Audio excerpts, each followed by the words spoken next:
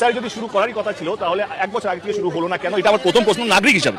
সাংসদ দূরের কথা, আমি টিএমসির সাংসদ বা আমি একজন রাজনীতিবিদ সেটা দূরের কথা, আমি বিজেপি থাকি বা টিএমসি থাকি বা সিপিএম থাকি বা কংগ্রেস থাকি, সেটা থেকে ঊর্ধ্বে হচ্ছে যদি এসআইআর শুরু করার কথা ছিল তাহলে এক বছর আগে শুরু হলো না কেন? আমি আগে একটা ভিডিও করেছিলাম যে ওরা আমাদের অনেক কিছু দিয়েছে, আরও কিছু দেওয়ার প্রতিশ্রুতি দেবে, কিন্তু যেটা দেবে না সেটা হলো শিক্ষা। কারণ শিক্ষা প্রশ্নের জন্ম দেয়, আর প্রশ্ন নেতাদেরকে বিরক্ত করে। তাই বিরক্তকর জিনিস জন্ম না দেওয়াই ভালো। দেবদা নাগরিক হিসাবে যে প্রশ্নটা করলো, আমিও একজন সাধারণ নাগরিক হিসাবে সেই একই প্রশ্নটা সাংসদ দেবদার কাছে রাখতে চাই।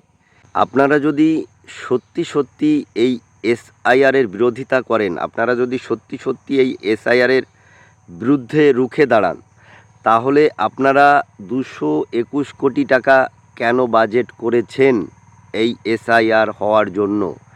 আর 90,000-এরও কাছাকাছি বা 90,000-এরও বেশি অফিসার কেন দিয়েছেন নির্বাচন কমিশনকে এসআইআর করার জন্য? এই প্রশ্নটার একটু উত্তরটা দেবেন সাংসদ দেবদা, পারলে উত্তরটা দেবেন দাদা। আর বন্ধুদের কাছে অনুরোধ, এই ভিডিওটা একটু দেবদার কাছে পৌঁছানোর ব্যবস্থা করবে।